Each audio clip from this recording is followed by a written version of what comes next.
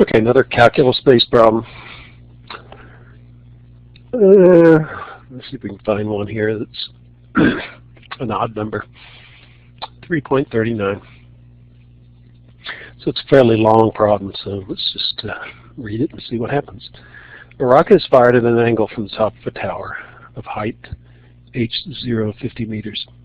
Because of the design of the engines, its position coordinates are of the form x of t equals a plus bt squared and y of t equals c plus d r t cubed, where a, b, c, and d are constants. The acceleration of the rocket after 1 second after firing is 4I plus 3j. Take the origin of the coordinates to be the base of the tower. Find the constants a, b, c, and d, including their SI units. At the instant after the rocket is fired, what is its acceleration vector and its velocity? What are the x and y components of the rocket's velocity 10 seconds after it is fired? How fast it's moving? What is the position vector of the rocket 10 seconds after it is fired? So this is reasonably, I mean, this is 1 star, but I'm surprised it was that. Or 1 dot. Maybe it is easier than it looks based on initial perception. So what we're going to do is we're going to define a coordinate system right here. So this is x and y. So we know that at t equals 0 seconds, that y equals 50 meters, and x equals 0 meters. Now, it says that the x coordinate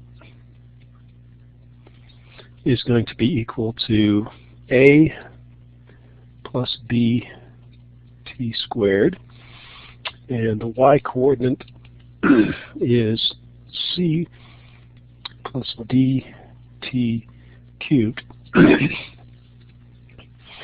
So what we need to do is figure out these constants, and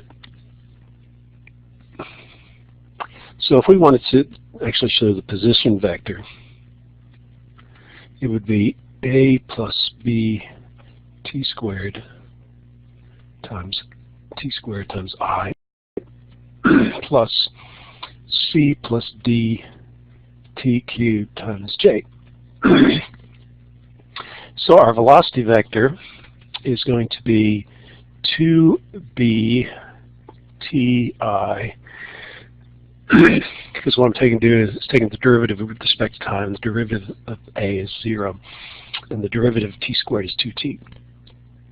Likewise, this term drops out, and you get 3 d, so 3 is from the exponent times d t squared times the j vector.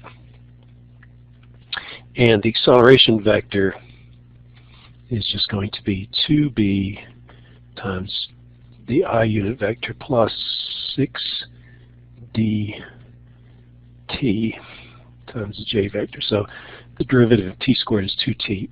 So 3 times 2 is 6. 2 to the first power instead of 2 to the second power. So that's the acceleration. So what we're doing here is now we know that at t equals 1 second, that the acceleration vector is 4i plus 3j. 4i plus 3j. And the units are meters per second squared. Well, from that you can deduce what b is. So 2b is equal to 4. What I'm doing is setting the coefficient in front of I equal to that. So b is equal to 2, so we found out one of the coefficients. Also, 6d times t equals 3. So I'm stuck in t equals 1 here. At least 6d, that's got to equal 3. So d equals 0.5. 3 divided by 6 is 0.5. So I've got 2 out of the two constants. Now, what I can go back to is the original, the position vector at t equals 0 is 0I plus 50j. Because I define my coordinate system here, so it's 0, x 0, y is 50. So I think what I can do now is I can also plug t equals 0 into the expression I have here.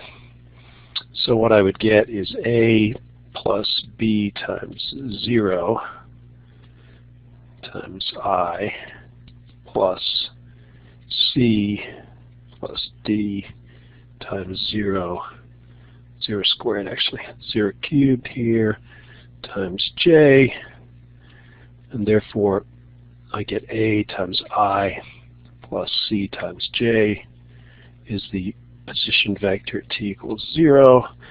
But the position vector at t equals 0 is this, so I can say a is equal to 0 and b is or c is equal to 50. So actually I've defined all the constants. So my position vector is going to be a, which is 0, plus b, which is 2t squared I plus, and what I'm doing is looking over here, plus 50 plus d, which we said was 0.5, times t cubed times j. So that's my position vector as a function of time based on the information that we're given. So now we should be able to solve the rest of the problem. So it actually wasn't as bad as I thought. Find the constants a, b, and c, including their SI units. So let's make sure we get this right here. Let's think about the units. So the units for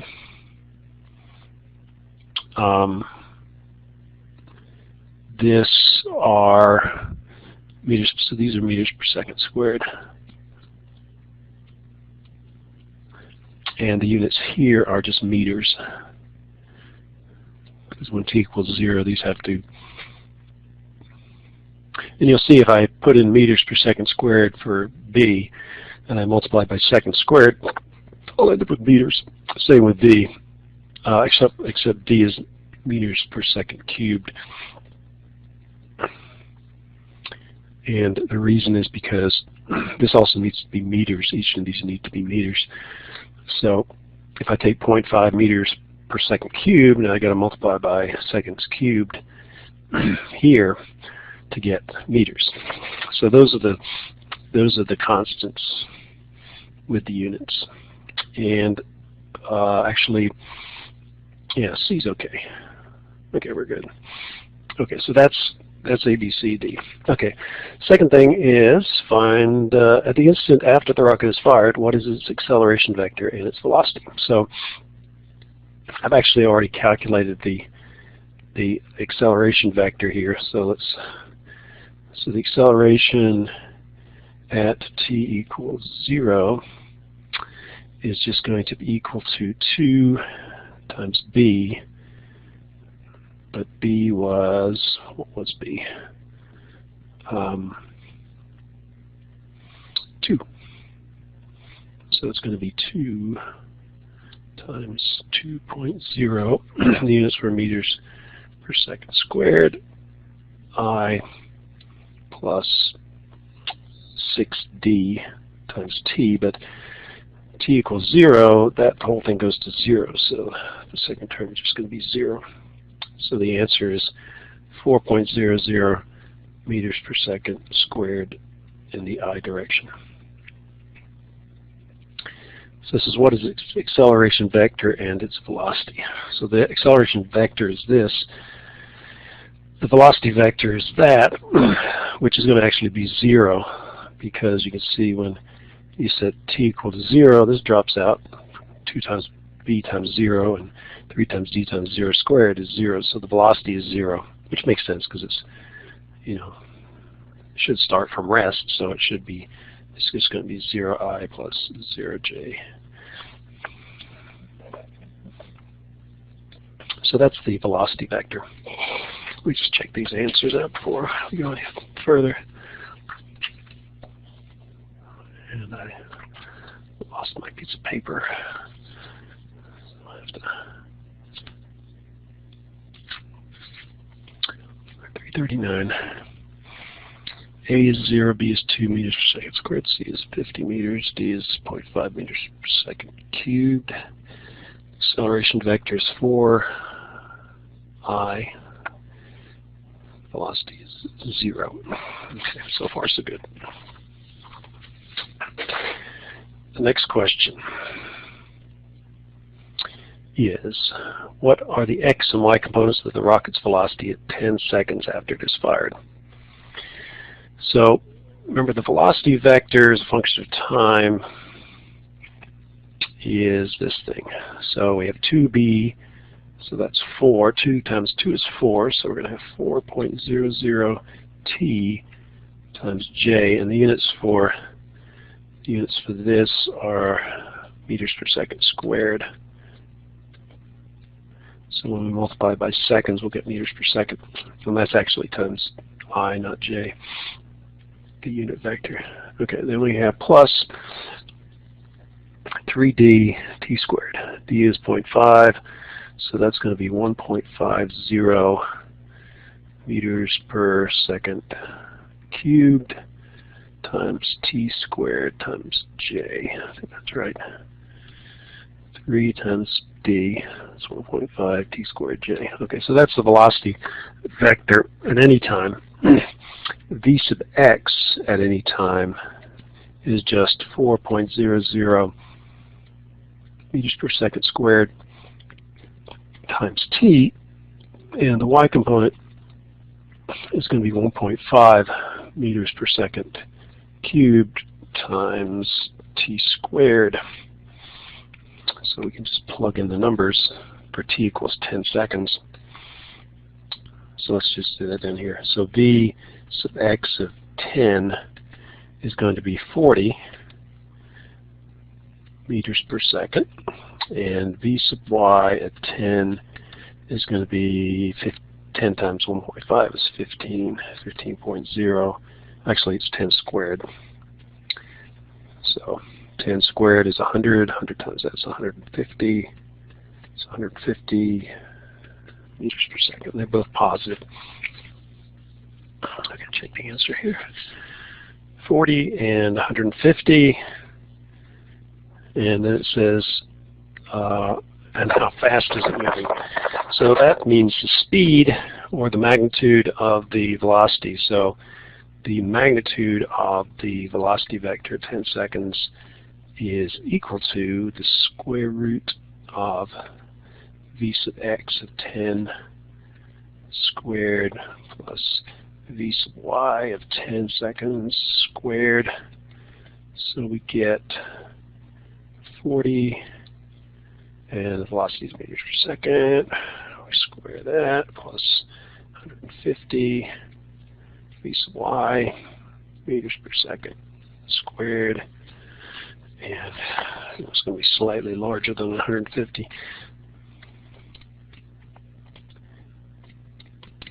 So I get 155. So the speed or the magnitude of the velocity at 10 seconds is 155 meters per second. And the final one is, what is the position vector of the rocket 10 seconds after firing? So let's go back and find out here's our position vector. Let's copy that.